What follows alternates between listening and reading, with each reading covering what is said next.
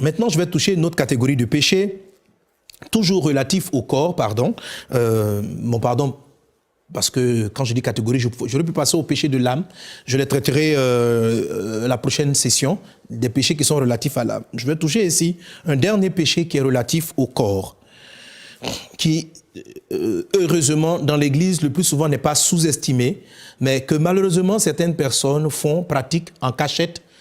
Des pasteurs, des croyants, des gens font ce péché en cachette parce que quelquefois il est honteux et c'est un des péchés qui est le plus condamné souvent dans nos communautés. Bien vrai qu'aujourd'hui, il y a certains qui s'amusent à le tolérer, à trouver qu'il est normal, mais ils ne savent pas combien de fois c'est un péché mortel, c'est un péché dangereux. Et c'est un péché qui vous prive de beaucoup de grâce que le Seigneur a prévu pour vous. Je veux parler des péchés du sexe, des péchés relatifs au sexe. Quand on parle de péchés relatifs au sexe, on va faire mention de la masturbation, on va parler de l'impudicité, de l'adultère, de l'homosexualité, etc. Donc tout péché relatif au sexe est très dangereux, est très néfaste. Et ces genres de péchés-là ont une incidence directe sur nos prières. Mais l'incidence que les péchés du sexe ont sur nos prières est assez particulière. Comme je vous ai dit, Ésaïe 59 présente différentes formes de conséquences que peuvent avoir les péchés. Vous voyez, dans les choses que vous demandez à Dieu, quand vous priez, lorsqu'on prie, il y a certaines choses que Dieu a déjà prévu nous donner. C'est ce qui fait partie de notre héritage, notre bénédiction. Dieu a prévu que nous soyons à certains postes. Dieu a prévu que nous ayons une certaine orientation donnée. Dieu a prévu à ce que nous ayons une grâce donnée, une lumière donnée, une faveur donnée. Avant même que nous ne naissions, il y a certaines choses qui avaient été prévues par le Seigneur. En fait, Dieu sait tout d'avance. C'est ce que, globalement, je peux appeler notre héritage. Oui, chaque chrétien, chaque croyant, je dirais même chaque homme transporte un héritage. Dans cet héritage, il y a votre destin. Il y a votre destin, c'est-à-dire le but que vous devez atteindre dans votre vie. Il est aussi placé dans votre héritage. La Bible dit, ceux qui s'appuient sur le Seigneur trouvent dans leur cœur des chemins tout tracés. Donc, Dieu a déjà tracé des chemins. Dieu a déjà écrit des choses, votre vie, et qui est positionnée dans le ciel. Une autre chose encore qui fait partie de notre grand package d'héritage, ce sont les bénédictions de Dieu. La bénédiction, qu'est-ce que c'est? La bénédiction, ce n'est pas une voiture ni une maison. La bénédiction, c'est une parole que Dieu prononce sur notre vie. La Bible dit dans le livre d'Éphésiens que nous sommes bénis de toutes les bénédictions spirituelles dans les lieux célestes en Jésus. Autrement dit, tous les chrétiens, tous ceux qui ont donné leur vie à Jésus, ont un ensemble de bénédictions. Bénédiction vient du latin benedire, qui veut dire du bien. C'est la diction du bien. En Genèse, la Bible dit, Dieu bénit Adam et Ève en disant. Donc la bénédiction est une parole qu'on dit. Et Dieu a prononcé des paroles sur ta vie, des paroles favorables. Il a déclaré des choses. Il dit, je connais les projets que j'ai établis pour toi, sont des projets de paix et non des projets de malheur. Donc ce sont des bénédictions. Et dès l'instant où tu donnes ta vie à Jésus, la Bible dit dans le livre d'Éphésiens chapitre 1 que ces bénédictions-là sont dans les lieux célestes en Christ. N'oubliez pas ceci, la prière est ce qui permet à la volonté de Dieu qui est faite dans le ciel, qui permet à la volonté de Dieu dans le ciel à s'accomplir sur la terre. Donc, que ta volonté soit faite sur la terre comme elle est faite au ciel, dit le Seigneur. Donc, au ciel, Dieu t'appelle roi. Au ciel, Dieu dit que tu règnes. Au ciel, Dieu dit que tu as ceci, Dieu dit que tu as cela. Donc Dieu a de bonnes paroles qu'il a prononcées pour toi, mais ces paroles peuvent ne pas être manifestées sur la terre. Quand Dieu vient voir Abraham au travers de Samuel, il dit, c'est toi le roi. Okay. Mais de manière manifeste sur la terre, cela n'est pas encore accompli. Dans le ciel, la parole est déclarée que David est roi. Que ta volonté soit faite sur la terre. C'est la prière que Christ nous a apprise, n'est-ce pas? Soit faite sur la terre comme elle le fait au ciel. C'est simplement donc demander à ce qui a été fait dans le ciel, les bénédictions qui ont été prononcées dans le ciel, les faveurs, la richesse, la grâce qui a été prononcée dans le ciel, qu'elles viennent sur la terre. Que ta volonté soit faite sur la terre comme elle est faite au ciel. Que ce ne soit plus dans le ciel seulement que ma bénédiction, et en toutes 12 grandes sortes de bénédictions. Il y a votre position spirituelle en Christ. Je ferai de toi la tête et non la queue. Amen. Dieu dit, tu ne manqueras de rien. Il pourvoira à tous tes besoins. Il dit, il te donne la porte de tes ennemis. Ils s'élèveront contre toi par un chemin, ils s'enfuiront contre toi par 7 chemins. Il y a un ensemble de bénédictions. Tu seras béni à ton départ, tu seras béni à ton arrivée. Il y a un ensemble de bénédictions, il y en a plusieurs. Et tout cela est stationné donc dans le ciel. Et quand tu pries, tu permets à ce que ton héritage céleste vienne se manifester sur la terre. Parlant de cet héritage céleste, Jésus dit ceci, que logiquement, il est inaccessible. Il est inaccessible. Il dit ceci, amassez-vous des trésors dans le ciel où la teigne, la rouille, les voleurs ne peuvent pas prendre, ne peuvent pas saisir. Donc l'héritage spirituel que nous acquérons en Christ est conservé par Dieu lui-même. Amen. S'il est gardé par Dieu lui-même.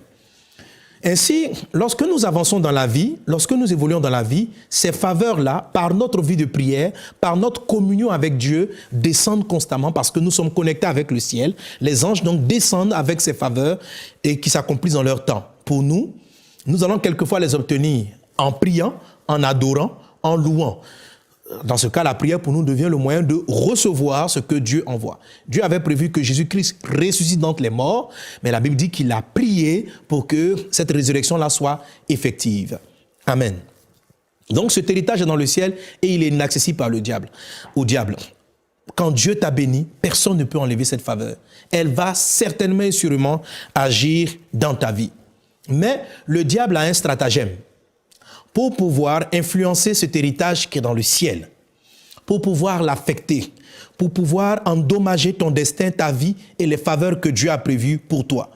Il y a beaucoup de croyants qui ont perdu, sans s'en rendre compte, plusieurs aspects de leur grâce, leur élévation, leur protection contre l'adversité, contre les ennemis, simplement parce qu'ils sont tombés dans un de ces péchés qu'on appelle les péchés du sexe.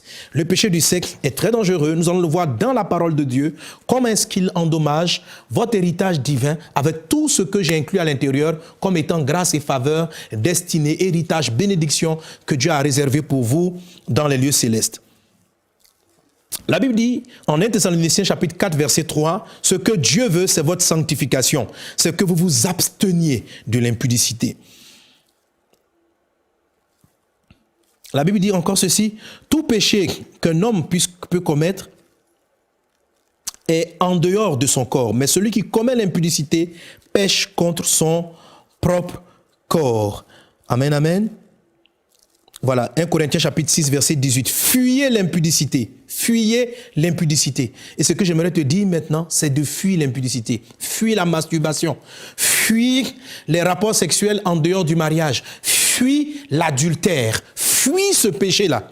Ton Dieu te dit en 1 Corinthiens chapitre 6, verset 18, fuis l'impudicité. Quelque autre péché qu'un homme commette, ce péché est hors de son corps. Mais celui qui se livre à l'impudicité pêche contre son propre corps. Autrement dit, le péché d'impudicité vient attaquer tes propres biens, ton propre corps, ta propre personne. Les autres péchés, comme les paroles non tenues dont on a parlé tantôt, vont te lier à d'autres. Mais l'impudicité t'attaque directement. Qu'est-ce que l'impudicité attaque directement dans ta vie? Étudions la merveilleuse parole du Seigneur qui nous révèle toutes choses. Un point important aussi à préciser, c'est la fonction, une des fonctions que Dieu attribue au diable, qui est quand même assez curieuse. En Jean chapitre 10, verset 10, Jésus présente le diable comme étant un voleur. Oui, la Bible dit que Satan est un voleur, n'est-ce pas?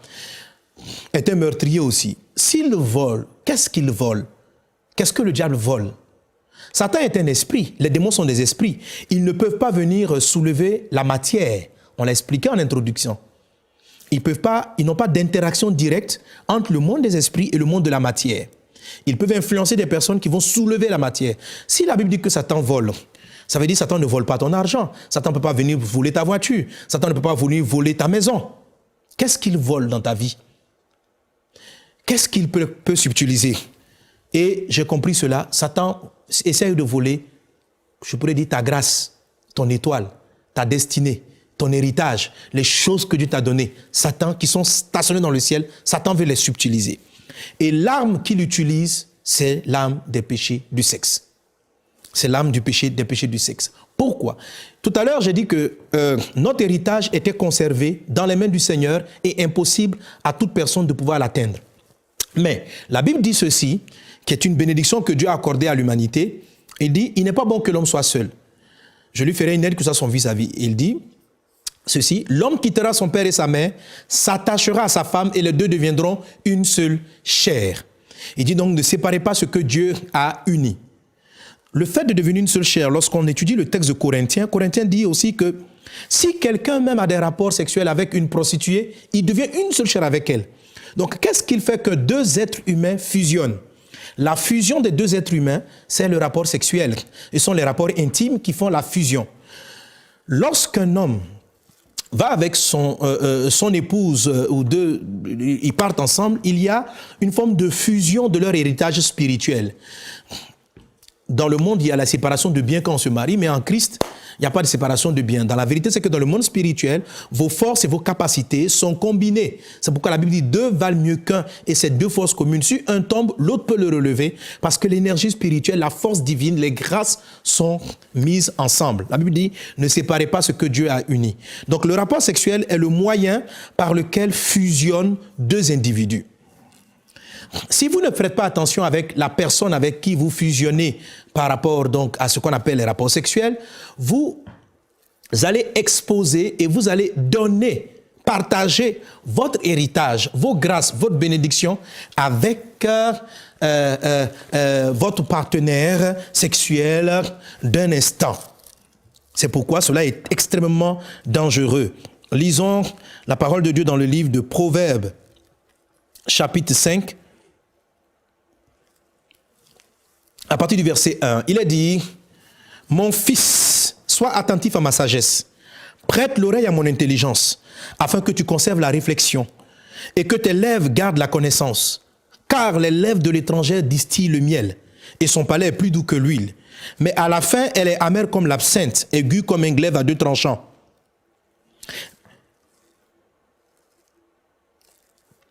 Ses pieds descendent vers la mort, ses pas atteignent le séjour des morts, afin de ne pas considérer le chemin de la vie. Elle est errante dans ses voies, elle ne sait où elle va. Et maintenant, mes fils, écoutez-moi, et ne vous écartez pas des paroles de ma bouche. Verset 8. Éloigne-toi du chemin qui conduit chez elle, et ne t'approche pas de la porte de sa maison. Verset 9. De peur que tu ne livres ta vigueur à d'autres et tes années à un homme cruel. Alors, avant de continuer ce texte, de quoi nous parle le Seigneur? Il dit d'éviter de commettre l'impudicité. Il parle d'une personne qui veut être séduite par une prostituée. Il dit, mon fils, fais attention à la prostituée. Fais attention à elle. Au départ, ce qu'on te propose dans la prostitution, bien dans les rapports sexuels, ça fait plaisir comme le miel, mais à la fin, ça devient très dangereux. Et je vous assure, mes amis, c'est très dangereux. De tous les péchés, l'impudicité est le seul dont la Bible dit, pour lequel la Bible dit de fuir. L'impudicité doit être fui. C'est un péché qui doit être fui. Et Proverbe, donc Salomon dit, évite d'aller chez l'étrangère, chez le conjoint qui n'est pas ton conjoint. Évite, l'étrangère, c'est la personne que tu n'as pas épousée. C'est la personne qui ne s'est pas mariée avec toi. C'est la personne qui n'est pas dans ton alliance du mariage. Car les rapports sexuels sont réservés dans le cadre du mariage. En dehors de ce cadre-là, toute autre personne est une personne étrangère pour toi. Et voilà ce que la Bible dit comme conséquence. Il dit ceci. Éloigne-toi du chemin, verset 8, éloigne-toi du chemin qui conduit chez elle, ne t'approche pas de la porte de sa maison, de peur que tu ne livres ta vigueur à d'autres, au pluriel. Ce passage m'a choqué au départ. J'ai dit, mais comment est-ce qu'on peut livrer sa vigueur à d'autres si quelqu'un va coucher avec une prostituée? On va dire, il livrait sa vigueur à la prostituée. Mais on dit, tu vas livrer ta vigueur. Et le mot hébreu qui est utilisé, qui est traduit par vigueur ici, traduit ta grâce. Ça traduit ta force, ça parle de ta force, ça parle de tes faveurs, ça parle je pourrais dire un peu ta chance dans la vie, ça parle de tes biens, ça parle de tout ce que Dieu a accumulé pour toi dans le ciel. La Bible dit, si tu dors avec celle-là, si tu as des rapports avec la prostituée, avec l'étrangère, avec l'étranger qui n'est pas ton mari, tu vas donner ta vigueur à d'autres. Mais tout l'héritage dont j'ai parlé tantôt dans la notion de vigueur, tu pourras consulter en voyant le sens profond qui était traduit ici par le mot vigueur. C'est toute ta force, tout ce que Dieu a mis pour toi en réserve. Pourquoi il dit cela? Si quelqu'un a des rapports sexuels avec une prostituée, une étrangère, parce que vous n'êtes pas marié, cette personne va aussi avoir des rapports. N'oubliez pas, quand tu as des rapports avec quelqu'un, il y a fusion de votre héritage. Elle te donne une partie de son héritage, toi aussi tu lui donnes une partie de ton héritage. Elle va encore coucher avec quelqu'un d'autre. Elle a des rapports avec une autre personne. Elle prend une partie donc de ton héritage, elle donne à son nouveau partenaire, qui lui aussi donne, etc., etc. Donc, tes biens, tes grâces, tes faveurs peuvent se retrouver très loin de toi dans la vie de beaucoup d'autres personnes, simplement à cause de l'impudicité. L'impudicité, l'adultère, la masturbation et les péchés sexuels sont des péchés qui vous vident de votre énergie, de la grâce que Dieu a déposée dans votre vie. Si on peut parler de chance dans la vie il n'y a pas de chance. Ce sont des grâces que Dieu a déposées. On peut les prendre. Lorsque la Bible dit que Satan est un voleur, la Bible parle de cela. Il veut prendre ta grâce, il veut prendre tes faveurs, il veut prendre les opportunités que tu n'as pas encore vues manifester. Aucun d'entre nous n'est conscient de la richesse que Dieu a accumulée pour lui dans le ciel. Aucun d'entre nous ne sait effectivement la quantité de fortune qu'on a. Le diable va te sucer, va t'aspirer, je dirais, il va te vampiriser. Il va te vampiriser par ce péché, vider ta vigueur, vider tes capacités spirituelles, si tu ne fuis pas ce péché de l'impudicité. Regardez le texte, on continue en disant ceci. Que tu ne livres ta vigueur à d'autres et tes années à un homme cruel. Le texte dit, tu es parti avec une femme. Et il parle de tu livres ta vigueur à un homme. Pourquoi? Parce que l'étrangère a pris ta vigueur et elle est partie la donner à une personne. Il y a des gens qui ne meurent pas à leur temps parce que leurs années de vie a été donnée dans l'impudicité. Oui, le texte dit, tu vas donner tes années. À chacun d'entre nous, Dieu a déterminé un temps pour accomplir son destin. Mais Dieu nous montre clairement que quand on commet l'impudicité, on pêche contre son propre corps, on pêche contre son propre destin, on pêche contre sa propre vie. Mon ami, fuis ce péché. Il paraît doux comme le miel, mais il est mortel, il est néfaste, parce qu'il est l'échange d'une vie puissante. Vous imaginez, c'est par les rapports sexuels qu'on crée les enfants.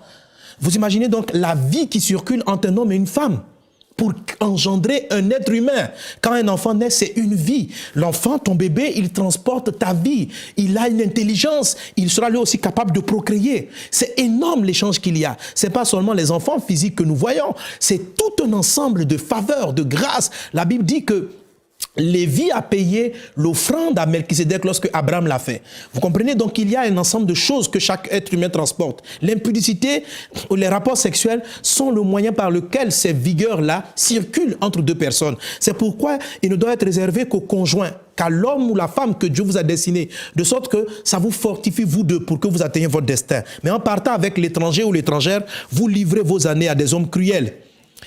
Et il est dit au verset 10, de peur que des étrangers ne se rassasissent de ton bien. Oui, des étrangers. Oui, des étrangers vont se rassasier de ton bien. C'est-à-dire, il y a des gens qui sont dans la voiture que tu aurais dû conduire. Il y a des gens qui occupent des postes que tu aurais dû occuper. Il y a des gens qui sont dans des domaines, dans des actions qui auraient dû être les tiennes.